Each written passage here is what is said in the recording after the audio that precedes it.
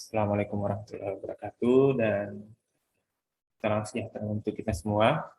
Pada video kali ini saya akan membahas mengenai etika khususnya dalam Pancasila sebagai sistem etika. Ini merupakan salah satu tema dalam mata kuliah pendidikan Pancasila yang biasanya dikuliahkan atau disampaikan pada mata kuliah pendidikan Pancasila di tingkatan perguruan tinggi. Jadi langsung saja saya share materi untuk video kali ini.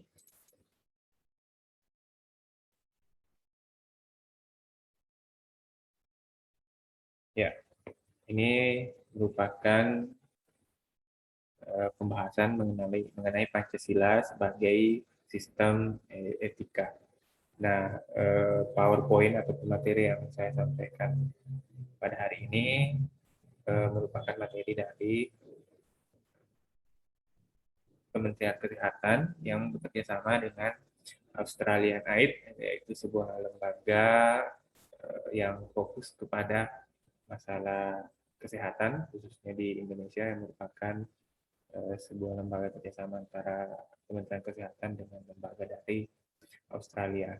Nah, di sini kita akan membahas mengenai sistem etika atau Pancasila sebagai sistem etika. Jadi, kita mengetahui bahwa Pancasila ini adalah pedoman hidup, pegangan hidup, ideologi bangsa yang menjadi sumber dari segala sumber hukum.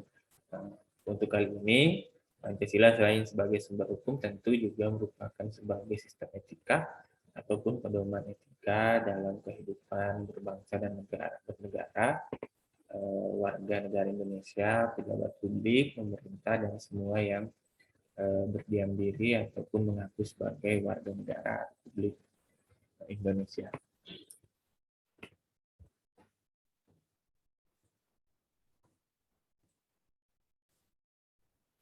Pancasila sebagai sistem etika diartikan sebagai poin-poin yang terkandung di dalam Pancasila yang mencerminkan etika yang ada pada diri bangsa Indonesia.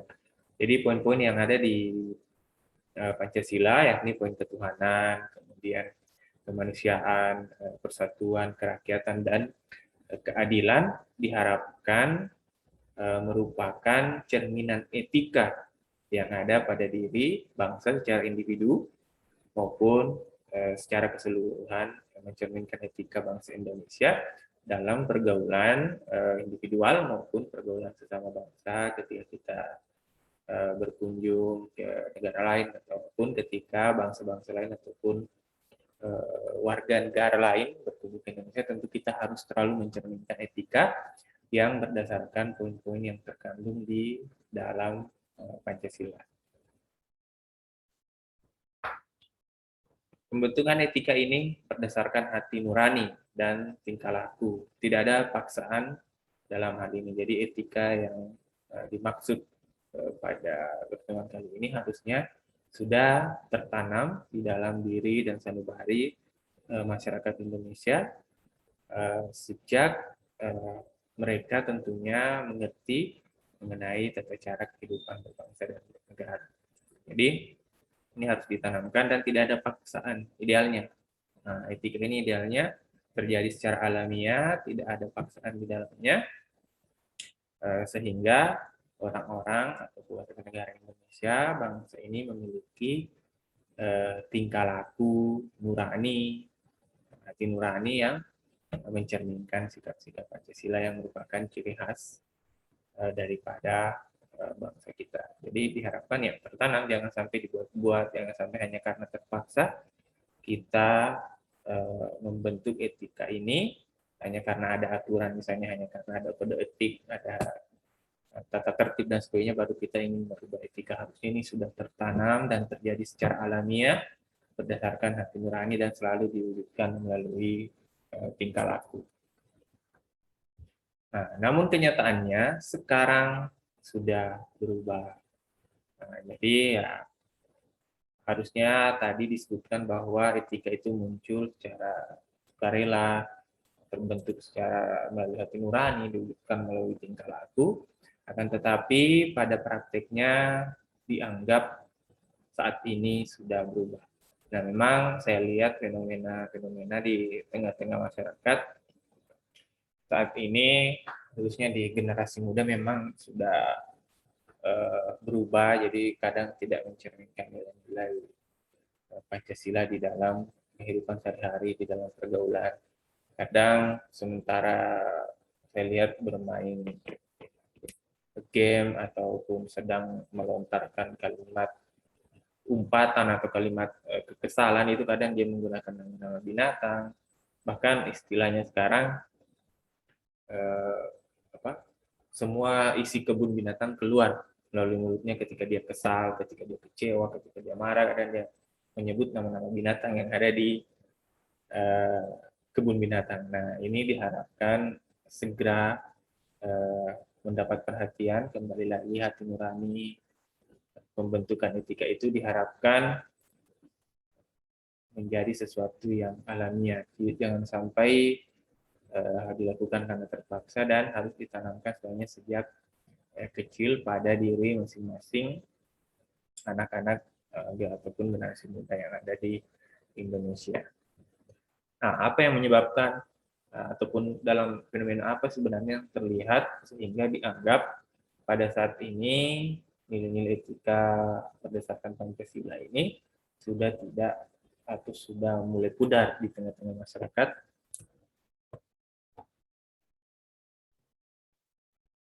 Nah, inilah wujudnya adalah di tingkah laku. Nah, tingkah laku masyarakat Indonesia dalam praktiknya sekarang tidak lagi mewujudkan bagaimana bentuk Pancasila dan tidak lagi memperlihatkan nilai etika yang baik itu. Nah, jadi tidak terlihat lagi bagaimana sih etika yang baik dan buruk, bagaimana sih ketaatan kita pada norma, ketaatan kita pada aturan-aturan dan sebagainya, itu sudah tidak terlihat lagi. Ya, hal-hal sederhana saja, misalnya ya kalau masa sekarang tidak menggunakan masker, tidak menggunakan helm, itu kan ketaatan pada aturan. Jika itu norma, misalnya membuang sampah sedang pada tempatnya dan sebagainya. Nah, pada slide ini digambarkan bahwa Pancasila kita sedang sedang ditempeli atau eh, sedang tertempel sebuah bom waktu yang dimaknai ya suatu saat akan meledak dan menghancurkan nilai-nilai Pancasila yang ada di tengah-tengah masyarakat. Jadi kalau terus dibiarkan tingkah laku masyarakat Indonesia yang prakteknya saat ini sudah tidak mewujudkan bentuk-bentuk nilai-nilai Pancasila, maka suatu saat ini dimaknai bahwa akan meledak atau akan hancur. Nah, walaupun mungkin masih menempel di dinding-dinding ruangan, menempel di kantor-kantor, di dinding-dinding sekolah, akan tetapi nilai-nilai dan makna dari Pancasila ini sebenarnya sudah hilang di tengah-tengah masyarakat, sudah tidak ada di dalam hati nurani masyarakat. Nah, dianggap saat ini hanya sebagian kecil yang masih menganggap Pancasila itu merupakan pedoman dan sesuatu yang sangat penting bagi pribadi bangsa Indonesia itu sendiri. Jadi ya, walaupun masih ada sebagian kecil yang menghidupkan Pancasila sebagai pedoman dan merupakan hal yang penting, maka tapi ya hanya sebagian kecil, tidak banyak, tidak mayoritas masyarakat Indonesia menganggap Pancasila merupakan pedoman. Jadi nilai-nilai liberalisme, nilai-nilai komunisme, kemudian radikalisme dan sebagainya itu sudah mulai masuk di tengah-tengah masyarakat. Bahkan yang paling sederhana ketidakpedulian, kadang orang dulu, zaman-zaman dulu ya, ketika melihat orang kecelakaan, mendapat kesusahan, kita secara refleks akan membantu, memberikan pertolongan pertama dan sebagainya. Tetapi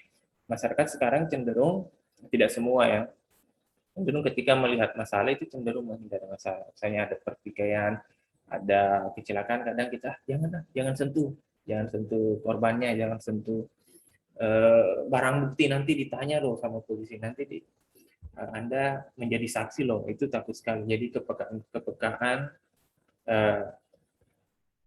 sesama manusia, kepekaan sosial itu sudah mulai luntur di tengah-tengah masyarakat. Jadi hanya sebagian kecil ya, walaupun misalnya saat terjadi bencana di gempa bumi, tanah longsor dan sebagainya, masyarakat kita masih cukup solid untuk mengumpulkan bantuan dan sebagainya, tapi ya itu dianggap hanya sebagian kecil dari nilai Pancasila. Kadang kita masih saling menghujat di media sosial, saling mengaku paling benar, mengklaim kebenaran dan sebagainya, padahal ya, itu dianggap tidak sesuai dengan nilai Pancasila.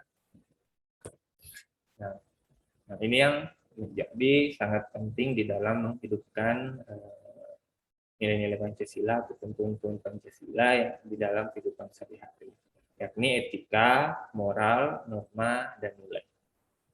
Etika ini merupakan cabang falsafah dan sekaligus merupakan cabang dari ilmu kemanusiaan. Jadi etika ini dianggap sebagai salah satu cabang ilmu pengetahuan di mana dia mempelajari mengenai kemanusiaan atau sifat-sifat manusia. Nah, walaupun dalam keseharian kita menggunakan etika ini sebagai semacam sopan santun, bagaimana orang bersikap dan sebagainya, tapi asal mulanya etika ini adalah sebuah cabang dari ilmu pengetahuan, bukan cabang filsafat dari ilmu kemanusiaan atau ilmu yang membahas mengenai manusia. Kadang kita pakai untuk misalnya menggambarkan seseorang, misalnya dia orang yang misalnya punya etika yang sangat baik, atau sebaliknya, kadang kita menggunakan kata etika untuk menggambarkan orang yang dianggap memiliki sifat yang buruk. Nah, kemudian yang selanjutnya adalah moral. Pengertian moral dengan etika, moral dengan etika hubungannya sangat erat, sebab etika adalah suatu pemikiran tadi, sebuah ilmu pengetahuan manusia, merupakan pemikiran kritis dan mendasar tentang ajaran-ajaran dan pandangan moral dan etika. Pandangan moral dan etika merupakan ilmu pengetahuan yang membahas prinsip-prinsip moralitas. Jadi etika dalam kita mendalami etika, kita juga membahas mengenai moral. Jadi itu ada kaitannya yang sangat erat. Jadi etika ini merupakan pemikiran kritis, di mana salah satu cabang analisanya ataupun yang dipelajari di dalam ilmu etika adalah prinsip-prinsip moralitas. Jadi ya moralitas itu yang sederhana bisa digambarkan bahwa antara baik dan buruk, bagaimana kita mengetahui mengenai tingkah laku baik dan buruk. Misalnya ya sederhana saat berbicara dengan orang tua, kemudian bagaimana nada bicara, bagaimana sopan santun dalam berbicara, berkomunikasi di tengah-tengah masyarakat, bagaimana pergaulan dan sebagainya, itu diajarkan di moral. Kemudian ada juga yang disebut dengan norma. Norma adalah perwujudan martabat manusia sebagai makhluk budaya, moral, religi, dan sosial. Jadi biasanya norma ini adalah sudah diwujudkan dalam kehidupan sehari-hari. Nah, biasanya norma ini berasal dari aturan-aturan yang terkait dengan aturan agama, misalnya agama melarang seperti apa, misalnya melarang minuman keras dan sebagainya, itu merupakan norma ya. Kemudian ada juga norma yang berasal dari kesusilaan, kemudian kesopanan, kemudian norma juga biasa berasal dari hukum. Nah, hukum misalnya kalau melanggar hukum, otomatis dia melanggar norma. Nah, jadi biasanya norma ini diartikan sebagai aturan-aturan yang ya biasanya tertulis, aturan yang tertulis di tengah-tengah masyarakat mengenai kehidupan beragama, kehidupan kesusilaan, norma-norma kesopanan, dan norma-norma mengenai hukum. Nah, kemudian nilainya ada juga yang disebut sebagai nilai. Nilai merupakan harga untuk manusia sebagai pribadi yang utuh. Misalnya kejujuran, kemanusiaan, dan sebagainya. Jadi, kadang kita orang mendengar orang mengatakan bahwa Anda tidak menghargai saya, Anda tidak menghargai saya. Nah, di situ kita mengartikan bahwa nilai itu bukan tidak diartikan seberapa mahal, seberapa itu, tapi bagaimana orang menghargai kita. Nilai itu ya biasanya harus diwujudkan dengan sikap keseharian kita pada orang. Bagaimana orang bisa menghargai kita kalau kita tidak punya kepribadian yang layak dihargai. Jadi kita harus punya nilai.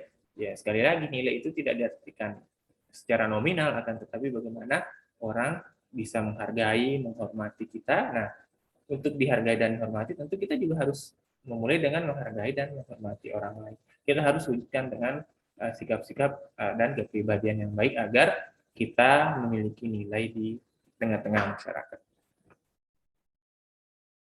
Nah, kemudian masuk ke prinsip dasar etika Pancasila.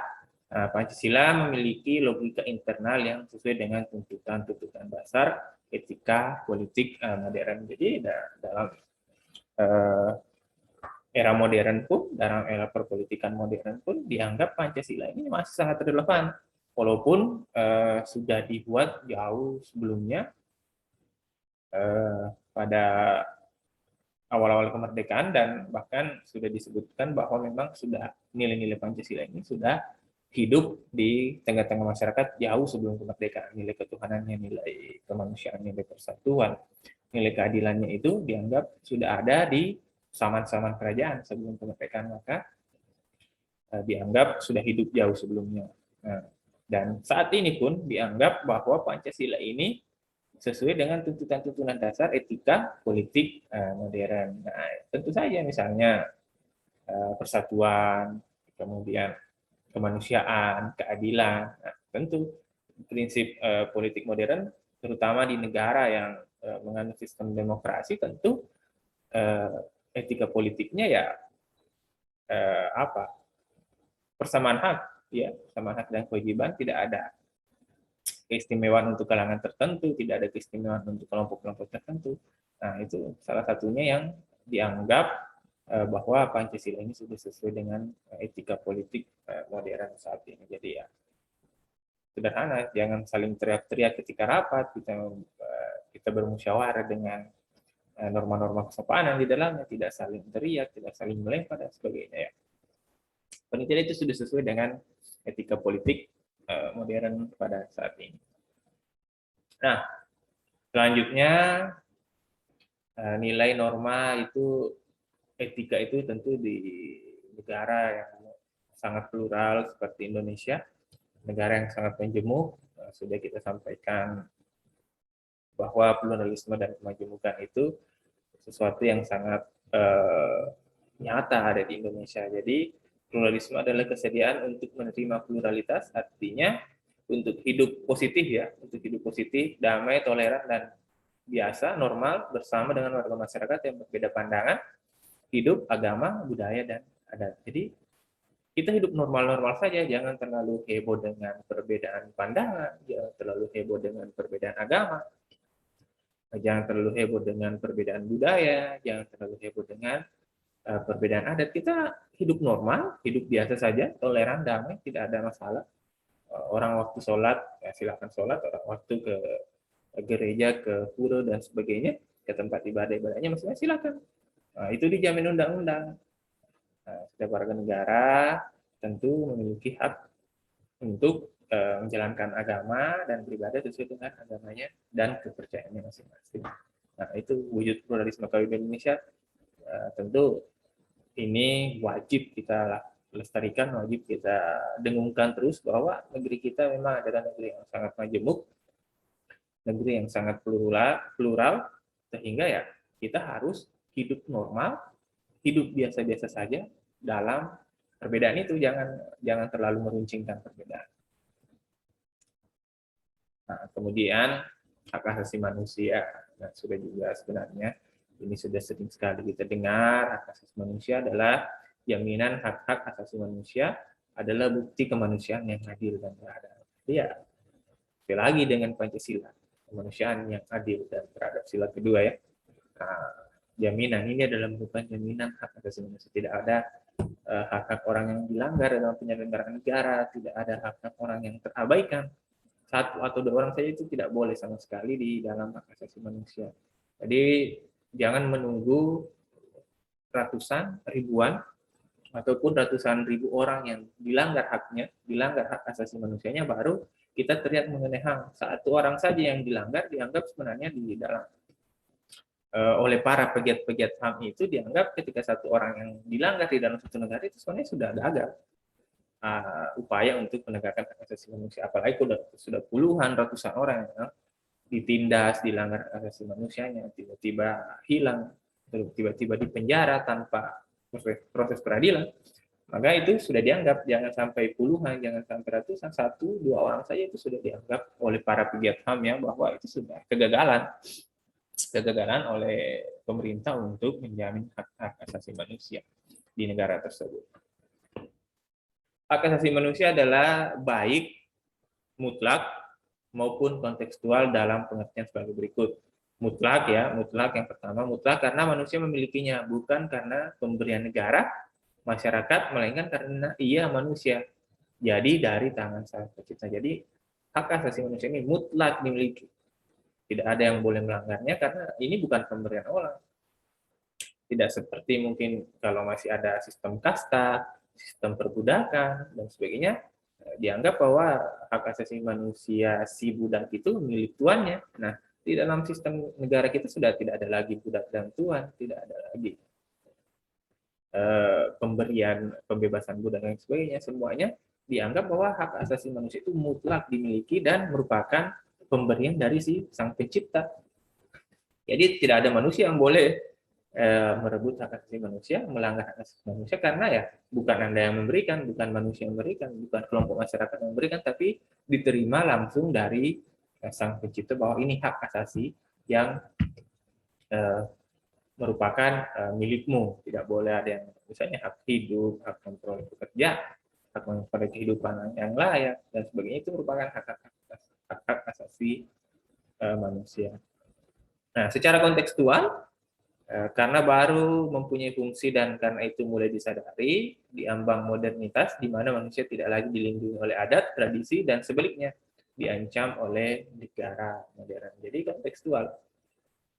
Nah, walaupun tadi kita sudah hidup di negara modern, bukan lagi zaman budak dan tuan, akan tetapi kadang pelanggaran hak asasi manusia itu justru dilakukan oleh negara itu sendiri melalui banyak hal, misalnya aturan-aturan yang tidak pro masyarakat, penegakan hukum yang tidak adil, kemudian banyak yang macam-macam yang bahkan di masa modern bentuknya berbeda pelanggaran. Kalau dulu pelanggaran hak asasi manusia mungkin orang tidak berhak, ada kelompok tertentu misalnya yang tidak berhak bersekolah, tidak boleh bekerja baik, hanya boleh jadi budak. Nah, di zaman modern kadang perlakuan itu dilakukan oleh negara atau pemerintah sendiri melalui banyak cara, seperti tadi saya sampaikan, seperti aturan yang tidak pro ke masyarakat, ataupun aturan yang cenderung misalnya melanggar hak asasi manusia.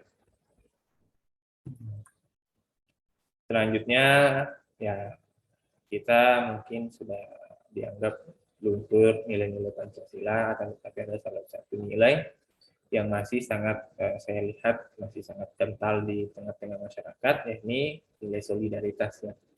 Nah, solidaritas ini bermakna manusia tidak hanya hidup demi diri sendiri, melainkan juga demi orang lain, bahwa kita bersatu senasib sepenanggungannya. Masih ini alhamdulillah masih hidup di tengah-tengah masyarakat ketika mendapati ada saudara-saudara kita di daerah lain yang terkena musibah, apa itu banjir, tsunami dan sebagainya, gempa bumi, itu kadang cepat ada aksi-aksi untuk memperlihatkan atau memberikan solidaritas untuk segera membantu meringankan beban-beban mereka yang terkena musibah. Ya, walaupun kadang itu juga sudah mulai tergerus ya, tapi masih cukup besar di tengah-tengah masyarakat ya. Kalau tanda-tandanya ini sudah mulai tergerus ya ketika kita sudah tidak peduli, kita berupaya untuk memperkaya diri sendiri. Kadang kalau kita, yang penting kita aman ya, sudah tidak pedulilah dengan orang lain, mau dia miskin, mau dia apa dan sebagainya, yang penting kita aman dan tidak peduli dengan kondisi yang lain ya. Udah banyak sih di negara-negara lain orang sudah tidak saling peduli. Nah, kalau kita kadang terlalu peduli hal-hal yang bersifat pribadi terhadap orang lain, kadang gosip mengenai orang, akan tetapi ada hal-hal yang harusnya kita lebih perhatikan, misalnya masalah kelaparan, masalah pendidikan, ada orang yang tidak dapat pendidikan, harusnya itu yang diwujudkan dalam solidaritas ataupun perbincangan-perbincangan kita sehari-hari. Kemudian demokrasi adalah kedaulatan rakyat plus prinsip keterwakilan. Jadi ya bahas juga ternyata di sini mengenai demokrasi. Nah, di sini mengutip pendapat Thailand pada tahun 2004, nah, kedaulatan, demos dan kratos. Nah, demos itu rakyat, kratos itu pemerintahan atau kekuasaan-kekuasaan rakyat ya. Nah, kalau kita di Indonesia kita menggunakan prinsip keterwakilan. Kita ada DPR, kita ada DPRD untuk mewakili masyarakat menyampaikan aspirasi ataupun melaksanakan amanah-amanah yang diberikan kepada perwakilan kita di DPR. Keadilan sosial, keadilan sosial mencegah bahwa masyarakat pecah ke dalam dua bagian atas yang maju terus dan bagian bawah yang tertinggalkan. Jadi diharapkan nilai Pancasila, keadilan sosial bagi seluruh rakyat Indonesia itu tidak ada gap atau tidak ada jarak yang terlalu jauh antara si kaya dan si miskin. Nah, jadi jangan sampai ada orang yang terlalu kaya, yang kaya terlalu kaya dan yang miskin sangat miskin. Bahkan misalnya cukup miris sebenarnya kita di Indonesia. Mungkin sekitar 50 orang terkaya di Indonesia saja, saking kayanya itu lebih kaya dibanding seluruh masyarakat Indonesia di luar 50 orang itu. Atau mungkin 100 orang ya, kalau tidak salah. 100 orang terkaya di Indonesia, kekayaannya jika dikumpulkan, itu lebih banyak dari kekayaan masyarakat di luar mereka, di luar 100 orang itu. Saking jauhnya jarak idealnya. Nah, idealnya ya tidak seperti itu sebenarnya, yang sampai keadilan sosial ini tidak diberikan dalam hidup. Ya, kita harus terus menipiskan gap antara si kaya dan si miskin. Pancasila sebagai dasar etika kehidupan berbangsa dan bernegara. Hal ini terwujud dengan keluarnya ketetapan MPR nomor 6 MPR 2001 tentang etika kehidupan berbangsa, bernegara, dan bermasyarakat yang merupakan penjabaran nilai-nilai Pancasila sebagai pedoman dalam berpikir, bersikap, dan bertingkah laku yang merupakan cerminan dan nilai-nilai keagamaan dan kebudayaan yang sudah mengakar dalam kehidupan bermasyarakat. Jadi ini ditetapkan melalui ketetapan MPR bahwa etika kehidupan masyarakat Indonesia harus sesuai dengan nilai-nilai Pancasila yang bukan hanya diwujudkan tapi mulai dari cara berpikir, bersikap, dan bertingkah laku, dan harus sudah mengakar. Jadi tidak boleh hanya di permukaan saja, harus sudah mengakar dalam hati bahwa pedoman kehidupan kita itu harus sesuai dengan nilai-nilai Pancasila ya, nilai ketuhanan, nilai kemanusiaan, nilai persatuan, nilai kerakyatan, dan nilai keadilan. Etika kehidupan berbangsa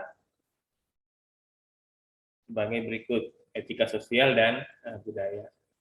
Etika ini bertolak dari rasa kemanusiaan yang mendalam dengan menampilkan kembali sikap jujur, saling peduli, saling memahami, saling menghargai, saling mencintai, tolong-menolong sesama manusia dan anak bangsa. Jadi ini diakui juga bahwa sudah mulai hilang.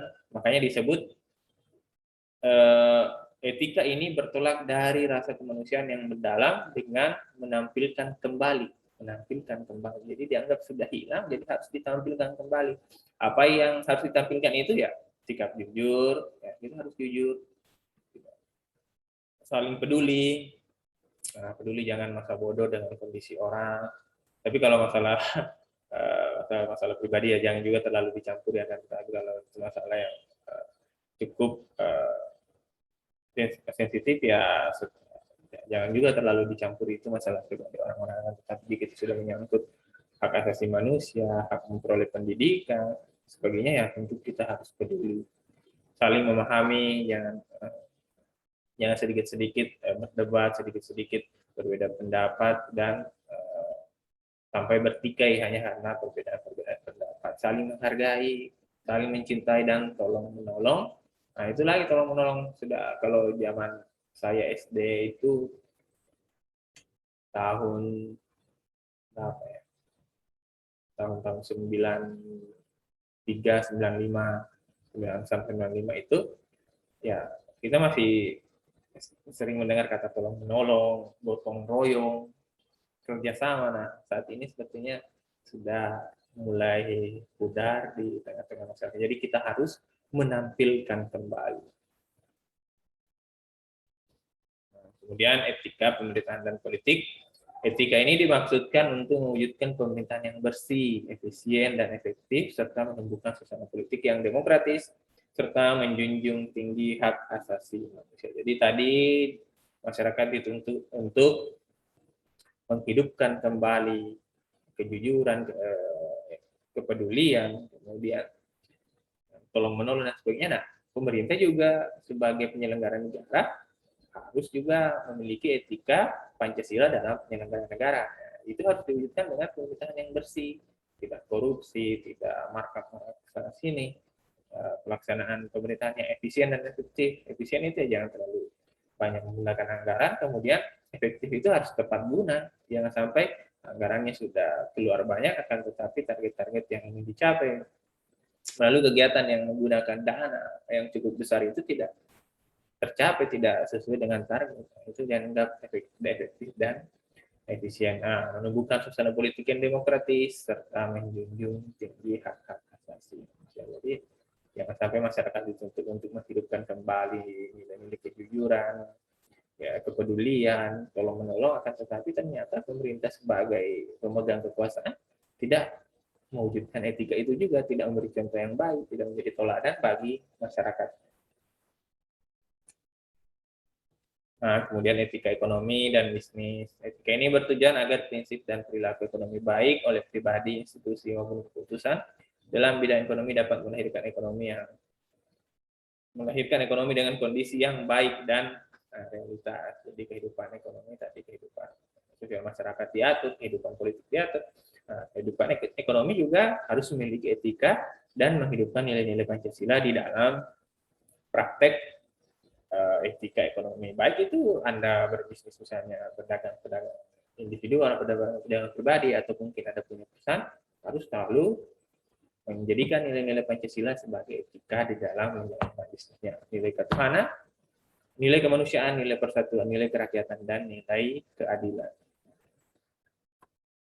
Nah, ini juga penting, tentu ini yang paling penting juga, etika penegakan hukum yang berkeadilan. Tadi dituntut masyarakat yang menjalankan kehidupan sosial budayanya dengan menghidupkan kembali Pancasila, kemudian pemerintah dituntut untuk menjalankan menjalankan pemerintahan secara efektif dan efisien, kemudian kehidupan ekonomi diatur agar sesuai dengan nilai-nilai Pancasila. Nah, tentu penegakan hukumnya juga harus wajib menjalankan etika Pancasila.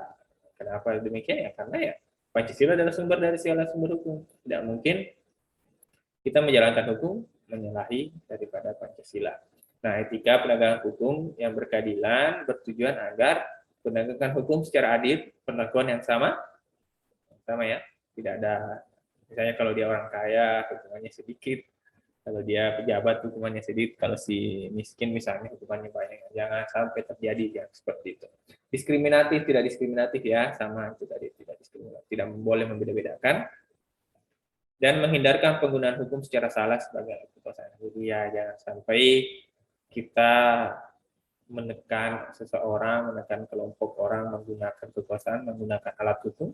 Bisa saja kita misalnya menggunakan oknum penegak hukum untuk menekan sebuah kelompok, menekan orang karena dia tidak sesuai dengan pandangan hidup kita, sudah sesuai dengan pandangan, sudah sesuai dengan pendapat kita, atau kita ingin menekan mereka karena kita memiliki kepentingan, ingin meraup keuntungan, kita menggunakan alat-alat kekuasaan untuk menekan kelompok atau seseorang. Nah, itu juga tidak boleh sama sekali.